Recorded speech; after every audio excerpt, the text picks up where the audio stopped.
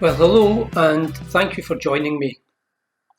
I'm getting used to this virtual distance, remote way of communicating. It is a little strange for the presenter. So I'm Martin Stepek, and I've been teaching mindfulness since 2004. It's been part of my own life for 21 years. And I think it's largely misunderstood in the public eye. So in this first session, I want to do a real introduction to mindfulness, to maybe let you see that it's maybe a lot deeper and a lot more beneficial than one gets the picture of from the media. So what is mindfulness? Well, mindfulness is a normal, natural human mental skill.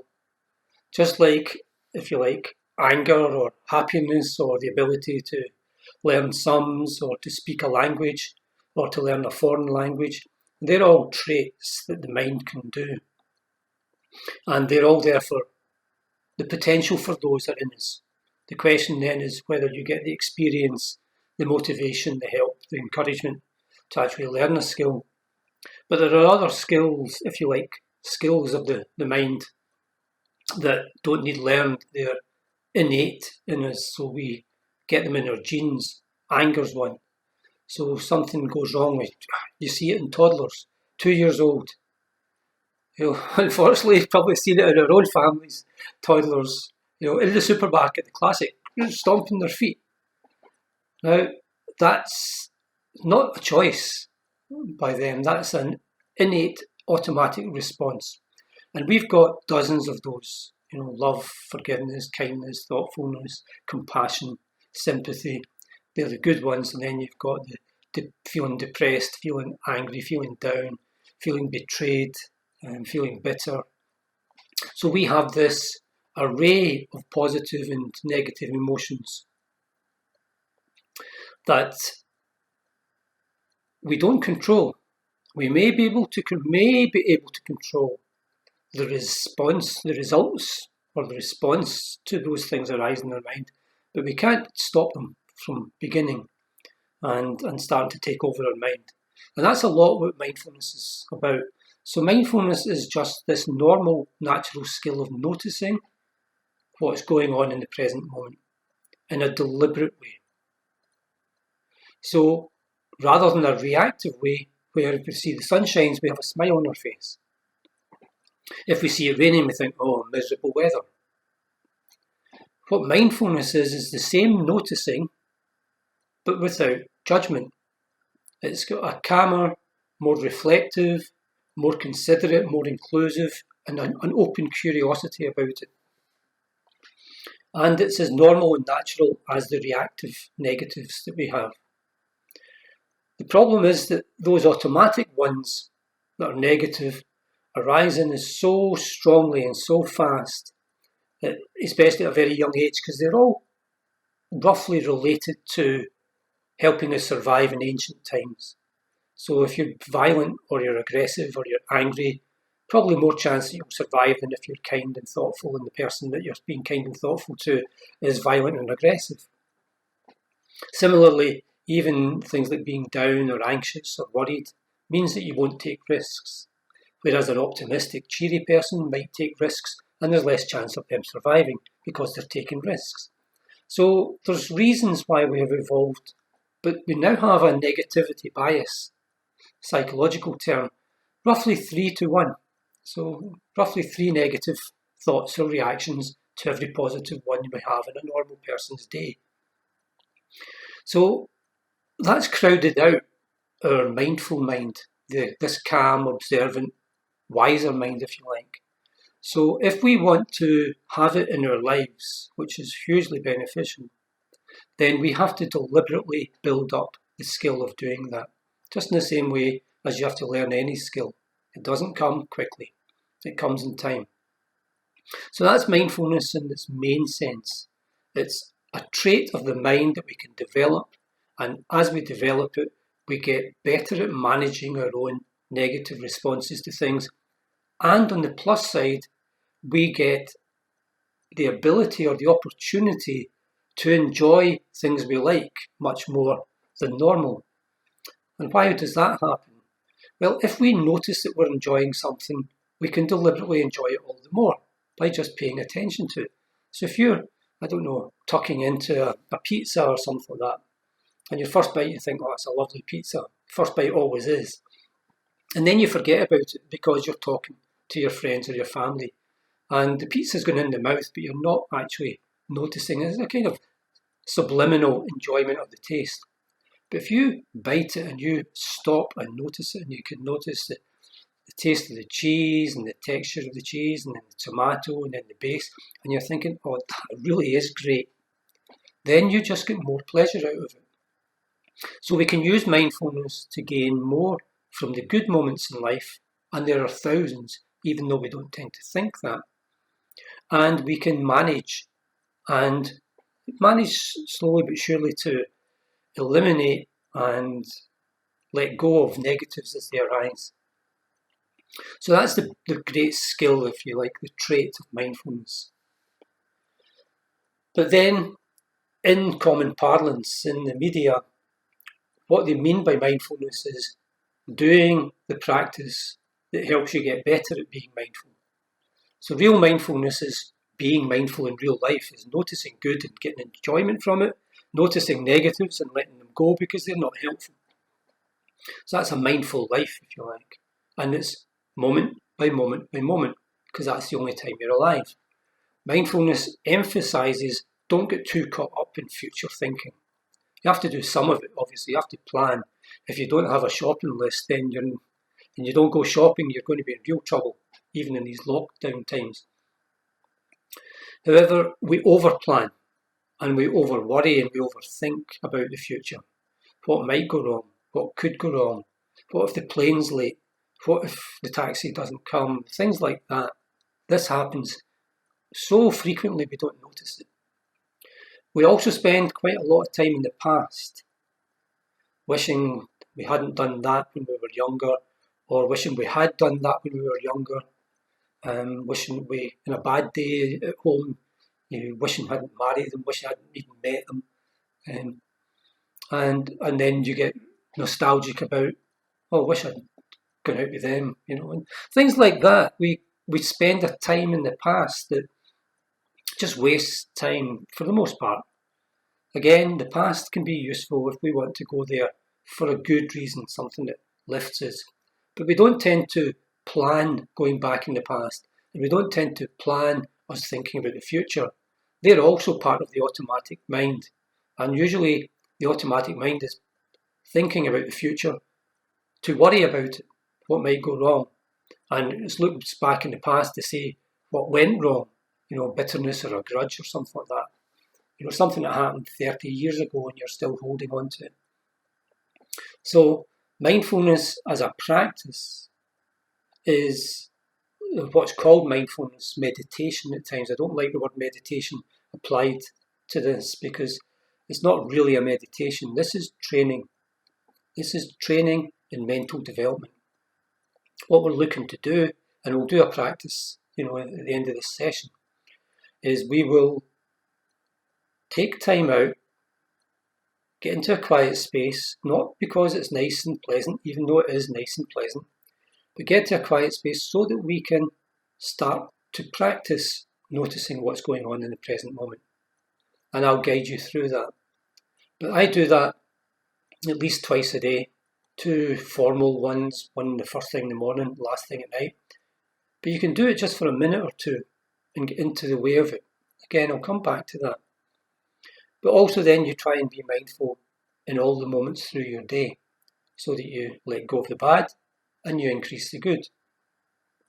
Now what that does inside up here, inside the human brain, the beauty now, and those of you who are in any way sceptical or cynical about this, I would urge you to look up, YouTube and just type in mindfulness research or even mindfulness Oxford University, mindfulness Harvard University, mindfulness Cambridge University. All the world's top universities have done research showing the benefits now of mindfulness. And a lot of it ties in not only obviously with psychology, but also neuroscience. The neuroscience is the study of the physical brain and how that works. And the beauty now is that for the last 30 years or so, we've been able to see brain imaging in real time. So we're able to now know what was unknown to all of humanity, like what goes on up there. They never used to think, long time in history, if you look back to medieval books and ancient classic literature, they never used to think that thinking and thoughts came from the brain, because they dissected people still in those days as well, so they knew the inside of the body. Some of the times they thought it was from the kidney or the liver or the heart. So it's only relatively recently we've actually found out that this strange, really complex thing we call the brain produces all our emotions, our best thoughts, our worst thoughts, our most secret thoughts, and the most ones that we share. So what actually happens in the brain to create negative emotions? So you switch on television, it's the news, and you see your least favourite politician come up, and you think, I hate their guts. The words don't even need to come out. It's an internal thing. Just, I hate them. And, well, who does that? You don't do that. You don't sit down and say, I'm going to switch on the TV, and if it's the news, and if it's a politician I don't like, I'm just going to have this rage inside myself. And even if you see them, you don't pause and think, okay, I could respond in 136 different ways to this image of the politician. I know what. I'll think, I hate him. So who's in control? Who's in control of the thing that we call me or you? It's not you. You know who you is. You is the decent, honest, cheery person that's thoughtful and considerate. You're not the one that says, I hate their guts. That's a kind of aberration. But it's interesting, that aberration is more frequently you than the best version of you that we think is you is. Think about that. You are not you most of the time. What you are most of the time is whatever that brain pops up with. And it's not the brain, it's a wee part of the brain called the amygdala. Now, some of you will have heard of this and know this, but that's where they call the fight or flight mechanism. So what is evolved from ancient times is in moments of danger or perceived danger, we either fight, so we get aggressive or violent and rush to a problem, or else we run away from it. And that's a kind of generalised summary of a range of complex of negative emotions. In other words, these are negative impulses that respond to either real situations, like a child putting their hand to fire, perceived situations like, oh my God, what if coronavirus lasts another 2 years? How are we going to survive? Or just entirely made up things, like, what if the aliens come down? Now, people think these things. They just pop up in people's heads for a variety of reasons, mostly evolutionary, sometimes life experiences. But you're not in control. That's the big problem. So what the neuroscientists have been able to do now is see, how does a person think?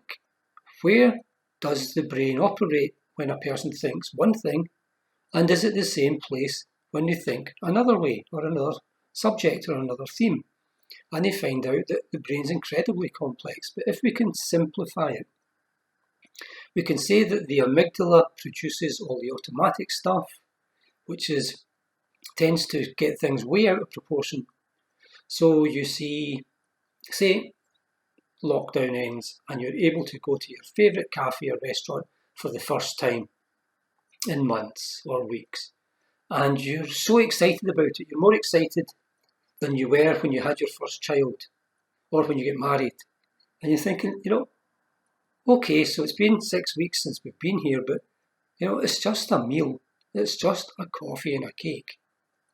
But in our mind, we have built it all up. So the amygdala exaggerates, gets things way out of proportion, and yet it's been created by this wee kind of sticky out bit of the brain.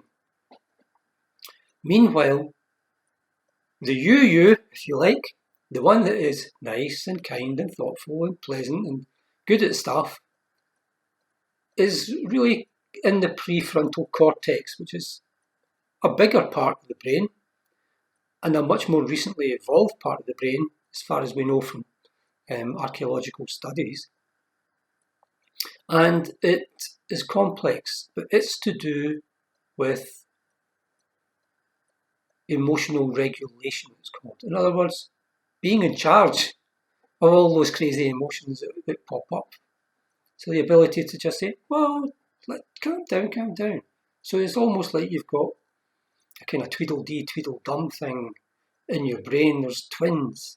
One of them's aggressive and reactive, and the other one said, just hang on, let's look at this. Don't react. And that part of the brain, the prefrontal cortex, seems to be in charge also of clarity of thought, calmness, compassion as well. So it's not just that you're thinking about everybody concerned. So you've got a much more altruistic, compassionate, reflective thought. And it's also about concentration. It's able to, whereas the amygdala just flares up in anger and then 20 seconds later leaves you a wreck, but you're not angry anymore. Boom, the prefrontal cortex just says, let's just take our time, let's focus on this. So it's good at focusing, it's good at concentrating. So we now know that this is how the brain works. And it's almost like, who are you going to let run your life?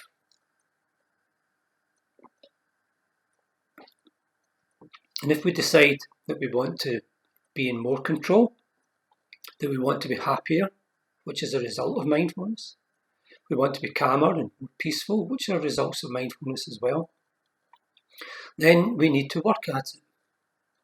And we work at it in the two separate ways that I described earlier. Classically, I would just sit kind of like this and notice my breath going in. Nice and clear and fresh, so it's a pleasant few seconds. Then breathing back out. It's quieter, more peaceful, pleasant as well. So that's 6 seconds.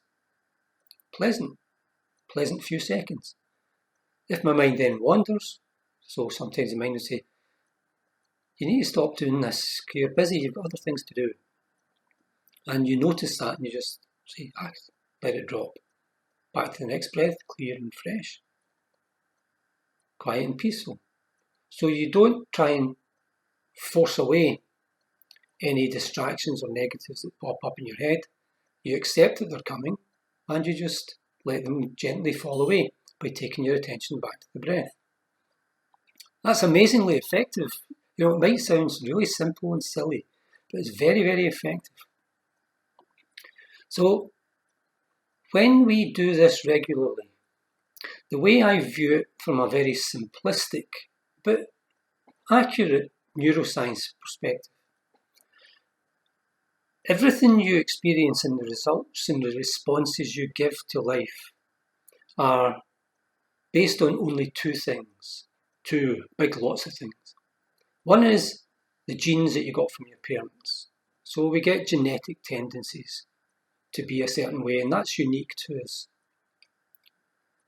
And then all your life experiences. So this is nature and nurture, interplaying with one another. And that's why some people, when the same thing happens to two people, one person gets angry, the other person just says, water off a duck's back. It's not like one's better than the other because they've chosen that. It's just how life has played out for them. One is more laid back, the other one heightened response. So this second section of stuff, so the genes, you can't change your genes, but we have found out from neuroscientific studies that we can actually switch the genes off, or certain genes off and on, depending on how much we try and control our mind. So that's interesting for the long run. However, what we can do right now is, if we respond in particular ways to life, and especially if we respond negatively to particular ways in life, like anxiety or stress or frustration, because of past experiences, then we can try and change the balance of the content of our mind, so by putting in more good experiences and not feeding previous bad experiences. The way I look at that is, if you take every experience you've ever had in your life, everything you've seen, heard, thought, reacted to, and they go into two buckets in your brain. One is the good experiences bucket, the other is the bad experiences bucket. So you've got a good bucket and a bad bucket. And the balance of those, like a scales, usually in a human being, the bad outweighing the good, roughly 3-1. So we are inherently negative. So if we want to be happier in life, we need to get rid of some of the stuff in the bad, so it's lighter, put more stuff in the good, so it's heavier, and stop new stuff coming into the bad. So there's three things there, and this is what mindfulness helps us do in the long run, which is why it brings these qualities of clarity, calmness, compassion, concentration. The first is elimination. So when negatives pop up, we try not to buy into them. We try not to get drawn into their feelings. We just gently let them fall away. We don't suppress them, because that's negative. We just gently let them fall away by taking the attention back to something else. So that slowly starves what's already in your bad bucket, and that becomes smaller and smaller over time, which means you become less negative over time, because there's less negative in your brain over time, okay? Second thing is then stop new negatives going in. So when negative things happen, or what's perceived as negative experiences happen, you gently make sure that you don't respond negatively to them. So you're stopping new ones coming in. So the bad bucket over a period of time is getting less full. Meanwhile, good experiences come along, like I take this glass of water,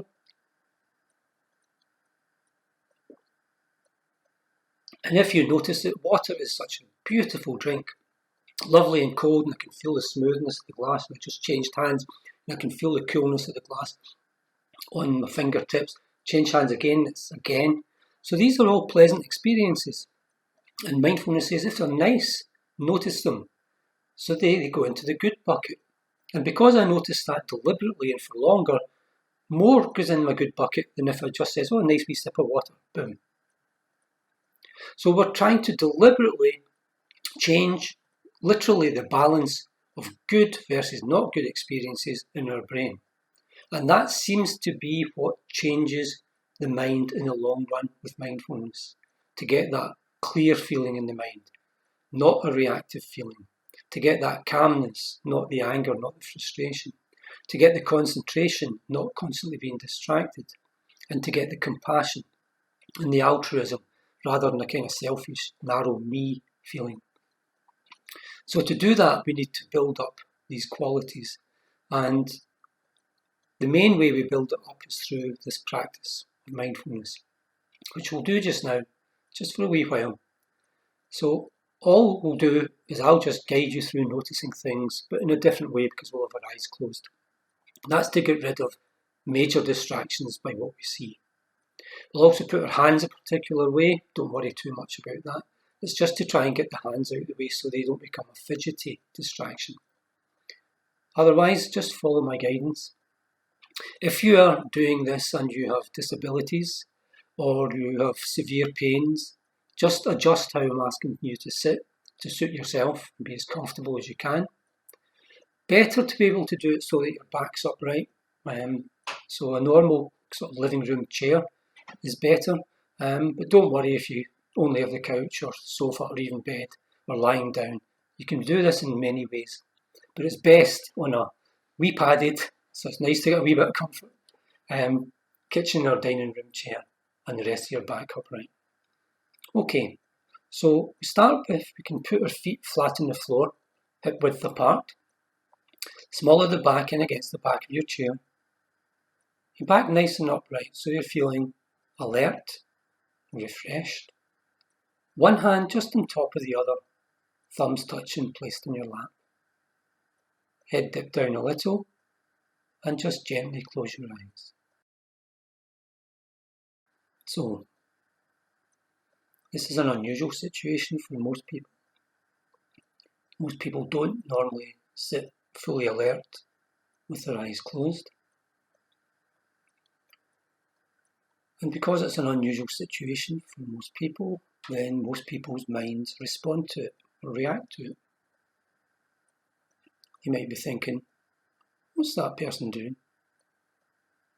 Why do they get their eyes closed in the middle of the day? And so the mind might start reacting.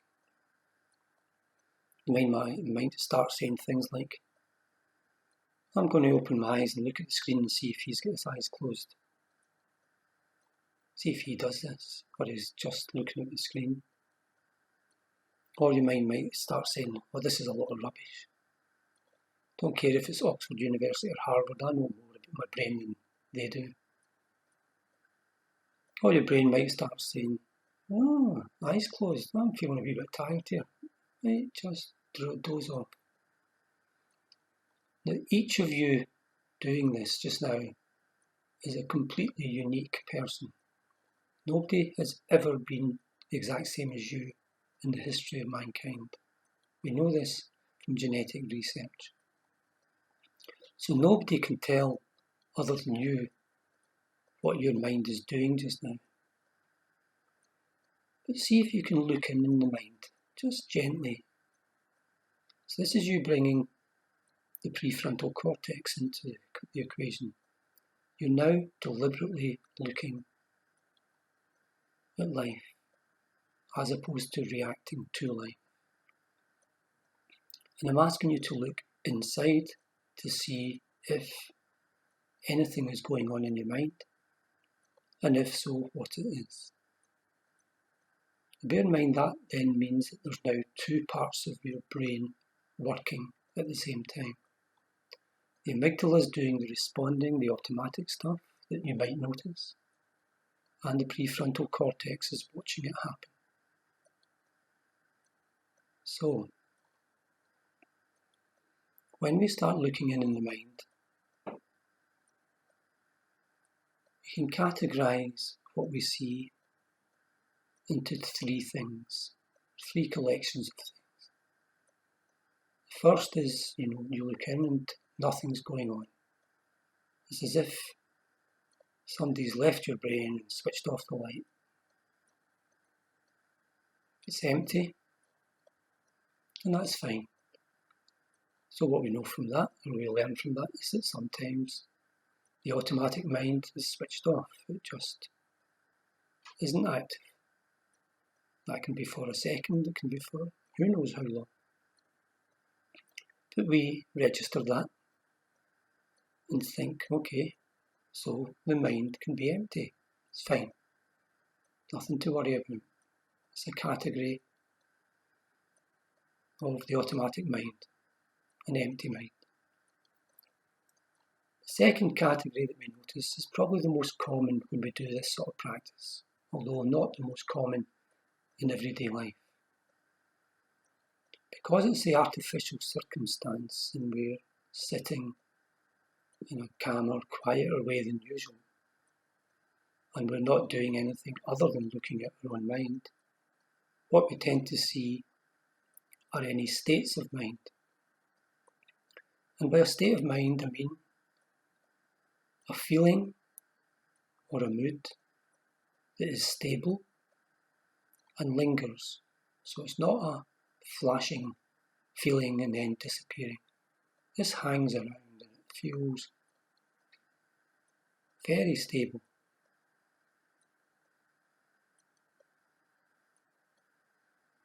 And the most common one is tiredness. We seem as a species now, certainly as a society, to be fatigued. Our sleep quality is usually not as good as it could be. The length of time we sleep is often not enough. And we tend to try and squeeze everything into a day, so there's little rest. So most people, most of the time, are walking about with a bit of tiredness in them.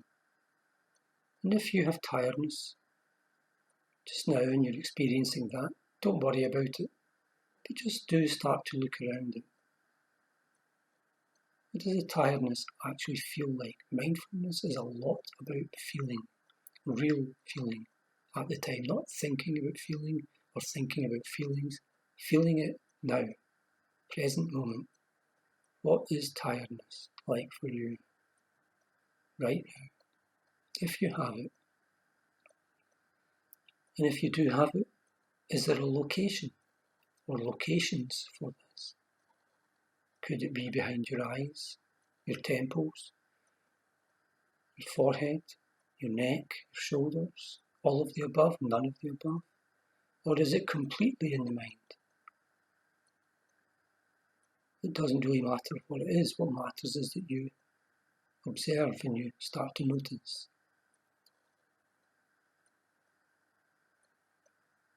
Second most common, certainly in my experience, is feeling rested.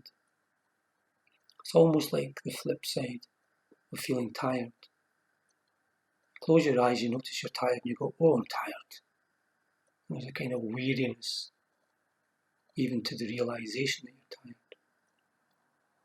But you can close your eyes and think, gosh, that's nice and restful. And I think under those circumstances, the brain associates closing the eyes with getting a rest. So it's a basis of tiredness and a relief from the tiredness. I'm resting. But there are loads of other states of mind that you might be experiencing. Calmness is a state of mind. Contentment is a state of mind. Boredom is a state of mind. Restlessness is a state of mind. So there's dozens. Anger, forgiveness, love, tolerance, hatred. So only you know. But that's the big second category, after the emptiness of the mind. The third category is what we normally experience in everyday life, in the mind. That's our thoughts, that's our automatic responses. Frustration, irritation, laughter, smiling, feeling excited about something. And they tend to be states that are strong but don't have any staying power, usually. So very fast at appearing but fast at disappearing. 8 seconds, 10 seconds usually max. So now you've been mindful of your mind. You've looked in your mind and you've started to know and see it working in real time. You've started to see that it can switch off. You can see that it has stable states of mind at times. And you can see that sometimes, like a firework, it just pops up with something new and then just fizzles out. So you learn 2 things here, very important things. One is that that's what your automatic mind is like, and you don't control it. It does all that stuff by itself. You didn't tell it to do those things that you've just experienced.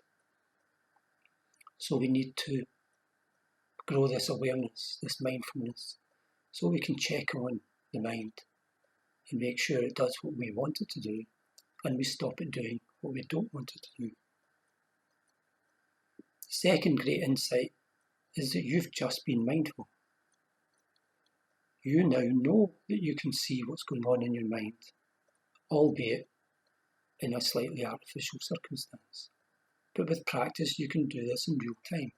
You can be getting angry at something or frustrated or annoyed at something in real time. You can notice it in real time with your mindfulness part of the mind, and you can just gently let it go. Take your attention to the breath. Breathe in nice and clear. Breathe out nice and peaceful, and the anger goes. Boom. And now you're in a position to be more constructive. So now just gently take your attention to your breathing by placing your attention just inside the nostrils. That's where the sensations of the breath tend to be clearest and most easily followed. And if you slow down your breathing just a wee bit, the sensations become even clearer. So the attention is just inside the nostrils. And breathing in feels quite refreshing. Breathing out is quite quiet. So just follow that cycle of the breath in and out. And if your mind gets distracted from doing that, usually by sounds that you hear in the distance and get drawn away by, or by your own thoughts, occasionally by wanting to change position because you're a wee bit uncomfortable. So there's three things usually: physical, shifting, thoughts, and sounds. Now if any of those happen, don't get annoyed at yourself or think that that's not the way to do it. You should be focused. That's all right. Just notice the distractions. Just gently let them go by taking your attention back to the breath. And it doesn't matter if you have to do that a dozen times. The skill is noticing distraction and letting it go, and the other skill is focusing on the breath or something else stable. But we'll use the breath for now. So just on your own now, you and the breath, attention just inside the nostrils. Beautiful flow of fresh air going in, and a lovely quiet set of sensations going back out. Just on your own for a couple of minutes.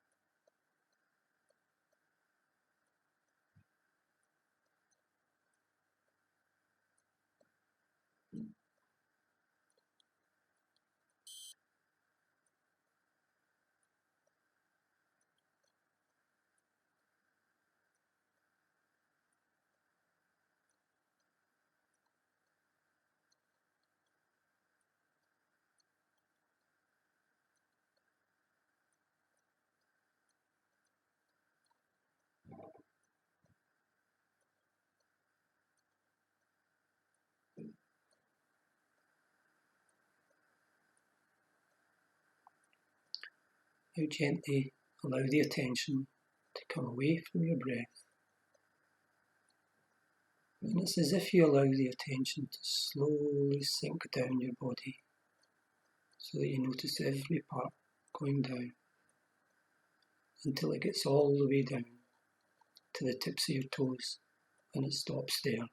So your attention is now at your toes. And you maybe notice that they're a little bit numb even, stiff. So if you want to, you can gently start to loosen up the toes around the balls of the feet. And that might require you to move the rest of your feet, which brings in an awareness of the heels and the soles, and the sides of your feet, and the top of your feet with the insteps if you're wearing any shoes. And as you keep moving them gently, slowly, you start to find the enjoyment, the pleasure of loosening up.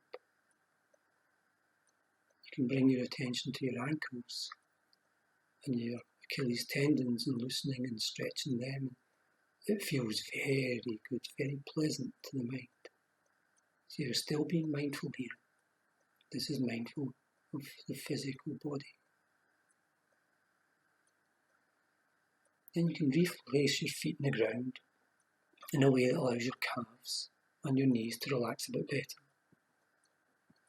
And then just allow the long, strong muscles of your upper legs, so your quadriceps and your hamstrings, just to settle and sink into the chair. So that now your thighs, your knees, your calves, your ankles, your feet and your toes are all rested, and just allow your attention to rest there and notice and enjoy your legs at rest.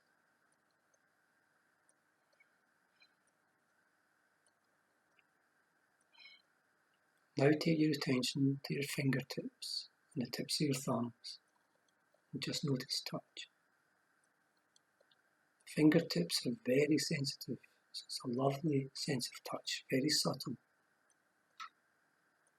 And the fingertips can start to gently slip along the other fingers, so you notice the sense of touch running away all the way along the fingers, front and back. And that can extend so that you can start to feel the back of your hands and the palms of your hands, almost like you're washing your hands in slow motion, feeling all the sensations. And then we can relax the wrists, which feels really good. And then we can relax the forearms to the elbows, then the upper arms to the edge of the shoulders. And it all feels rested and relaxed now. Very pleasant, very comfortable. So now your arms, your elbows, your wrists, your hands, your fingers, your thumbs, all feel rested just like your legs, your feet and your toes. And you're still mindful of all of this. Now take the attention to the muscles at the small of the back and just rest them into the chair, followed by the long, strong muscles of your upper back, and your shoulders and shoulder blades can come down as well, so the back rests. And now to your neck. Just gently, loosely, starting to loosen the neck in different directions. Be careful with the neck, it can sometimes get sore, so don't try and force it if it's particularly stiff. But as you go round again, maybe a third time, start to find certain areas of the neck loosening up fully, and that helps to loosen up the other areas in different directions. And loosening the neck feels absolutely wonderful at times.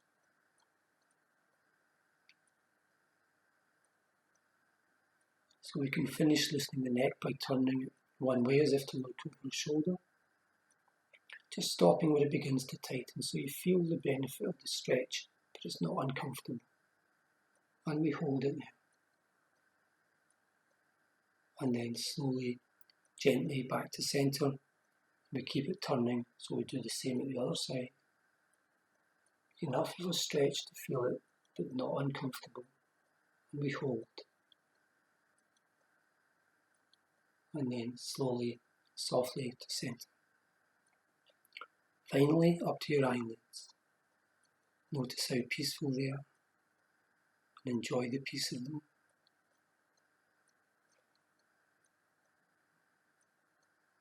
And now, giving themselves 2 or 3 minutes, just allow your eyelids, in their own time and in their own way, to slowly, gently start to open.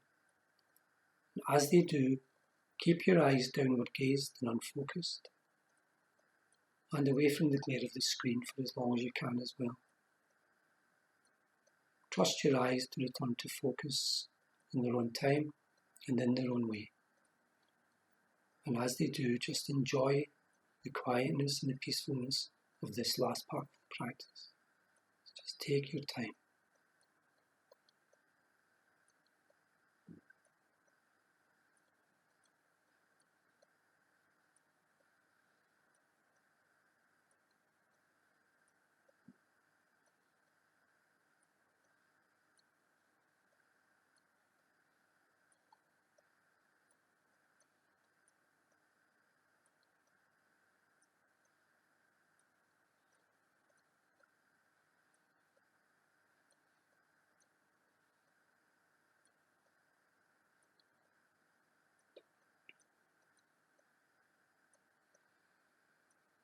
Okay, still take your time.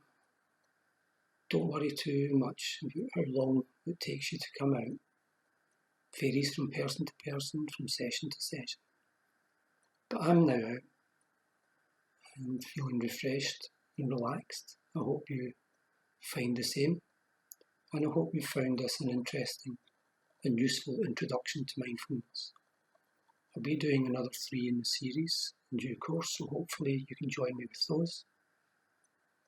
In the meantime, whatever time of day it is you're listening to this, if it's morning, have a lovely day. If it's afternoon, have a great afternoon and evening. And if it's evening, have a nice rest of your day and then a lovely sleep at night. And I'll maybe see you again. Take care. Thank you for joining me.